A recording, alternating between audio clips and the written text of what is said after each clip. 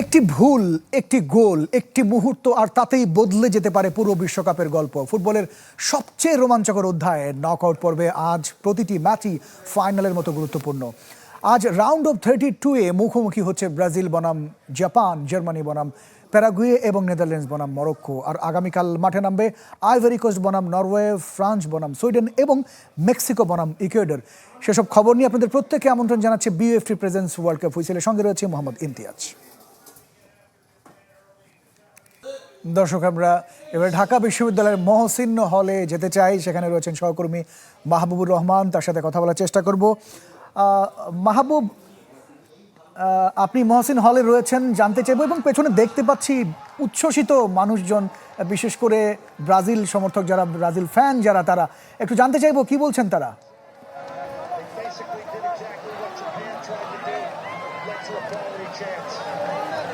দেখুন, ব্রাজিলের যে সকল ফ্যান রয়েছে তারা কিন্তু বেশ উচ্ছ্বসিত। আজকে খেলা শুরুর 2 ঘন্টা আগে থেকে তারা এই মহসিন হলের যেই খেলার মাঠটি রয়েছে, খেলার মাঠটিতে তারা এসে জড়ো হওয়া শুরু করেছিলেন এবং বর্তমানে মহসিন হলের যে খেলার মাঠ, এটি কিন্তু কানায় কানায় পরিপূর্ণ এবং ব্রাজিলের যে সকল সমর্থক রয়েছে তারা তাদের প্রিয় দলের যে জার্সি, সেই জার্সি গায়ে কিন্তু তারা এখানে চলে এসেছে। অনেকের হাতে কিন্তু বাঁশি রয়েছে।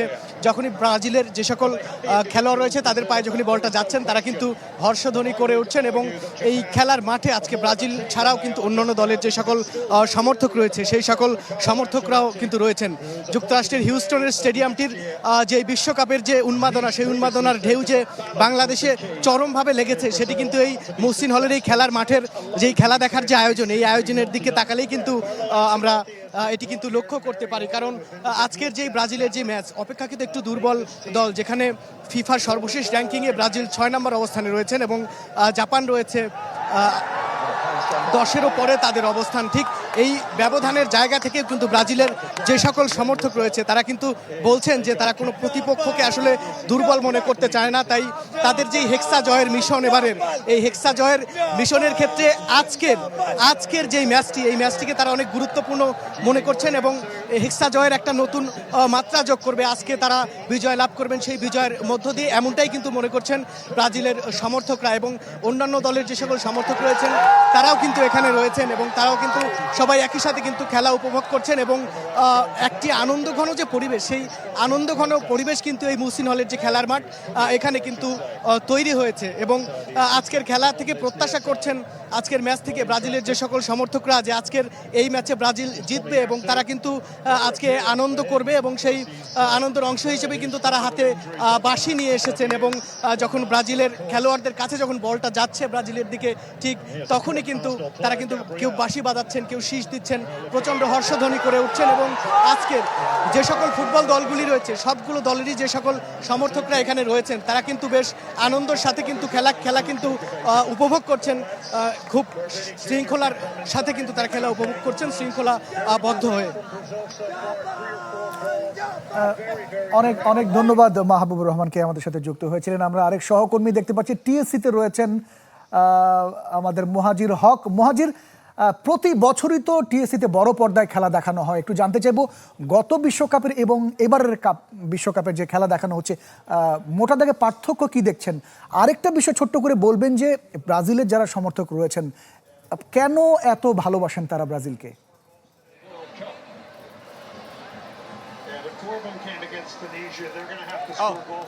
অনেক অনেক প্রশ্ন দিয়ে আসলে শুরু করতে চাই না, তবে টিএসসিতে যে ফুটবল বিশ্বকাপের যে উন্মাদনা সেটা একেবারেই শুরু হয়ে গেছে এবং আপনি দেখতে পাচ্ছেন আমিও দর্শকদের সঙ্গে সামিল হয়ে গেছি। এখানে দাঁড়িয়ে সরাসরি খবর প্রচার করার আসলে সুযোগ নেই। দর্শকরা আসলে এখানে খুবই উত্তেজিত, কারণ এবারের যে নকআউট পর্ব সেটা কিন্তু বহুল প্রত্যাশার ব্রাজিলের যে হেক্সা মিশন, সেই হেক্সা মিশন সম্পন্ন করবার জন্য এই লড়াইটা তাদের আসলে জিততে হবে এবং সেই লড়াইটাকে তারা কোনোভাবেই ছোট করে দেখছেন না। আপনি যেমনটা জিজ্ঞেস করছিলেন যে টিএসসিতে বিশ্বকাপ উন্মাদনা কিন্তু বরাবরই ব্যাপক এবং কোনোবারের চেয়ে কোনোবার কম না। আমি যদি বলি যে প্রত্যেকটা খেলাতেই, বিশেষ করে ব্রাজিল এবং আর্জেন্টিনা, এই দুই দলেই কিন্তু আসলে আমরা বিভক্ত হয়ে যাই গোটা বিশ্বকাপ জুড়ে।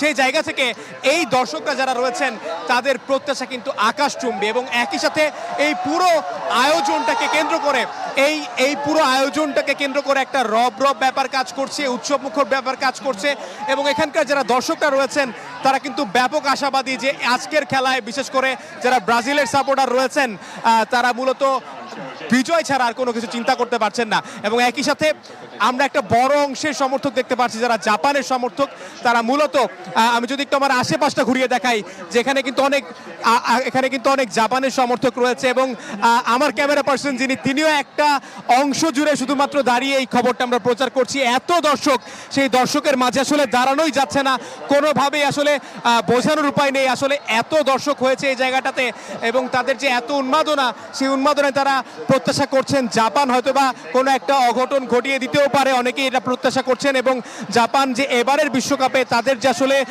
নান্দনিক ফুটবল, সেটা কিন্তু বলাই হচ্ছে এশিয়ার পরাশক্তি এবং এশিয়ার পরাশক্তির জায়গা থেকে তারা আশা করছেন যে জাপান আজকে বিশ্বকাপে তারা নতুন করে তাদের যে আসলে নকআউটে তারা আসলে জিততে পারেন না, তাদের এই রেকর্ডটা রয়েছে, তারা চান সেই বিষয়টাকে ভেঙে তারা নতুন করে তাদের এশিয়ার যে তারা পরাশক্তি সেটাকে জানান দিতে।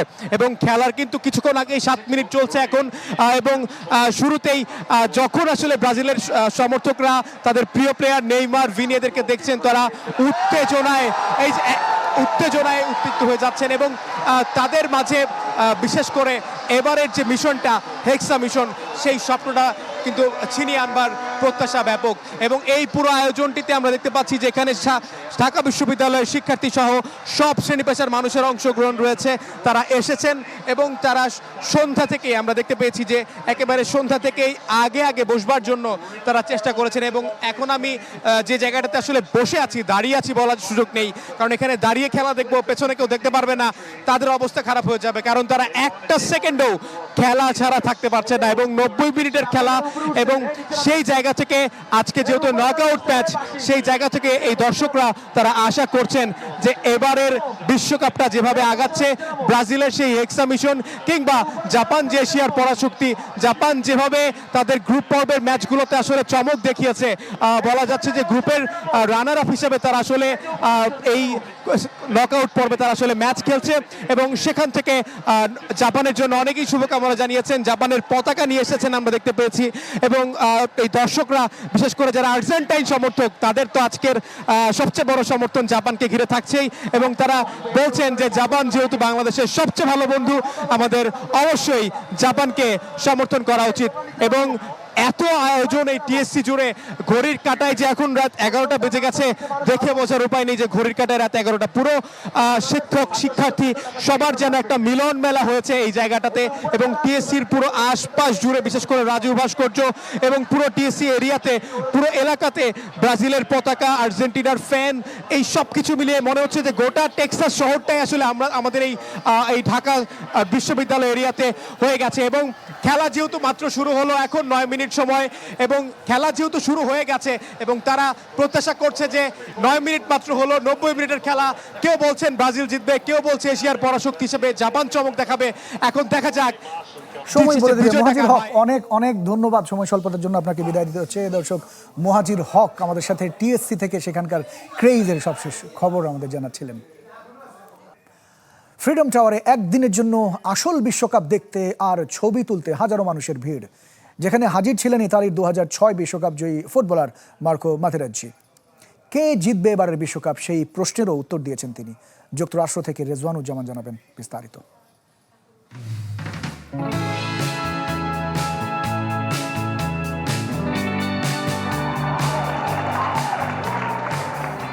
বিশ বছর আগের সেই স্মৃতি ফিরিয়ে আনলেন মার্কো মাতেরাজ্জি।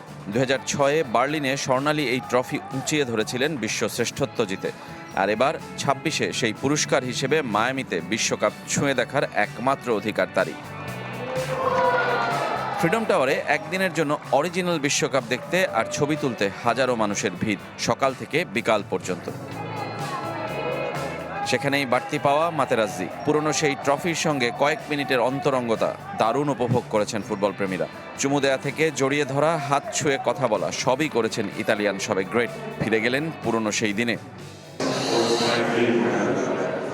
আমার জীবনের সেরা স্মৃতি এটি, স্মরণীয় ঘটনা।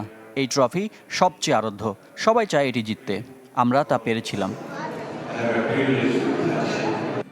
বিশ্বকাপ আর বিশ্বকাপ জয়ের মুহূর্ত আসলেই আসে মাতেরাজ্জিকে দেয়া জিনেদিন জিদানের ঢুসকাণ্ডের কথা। এবার কে বিশ্বকাপ জিতবে সেই প্রশ্নের উত্তরও দিয়েছেন তিনি।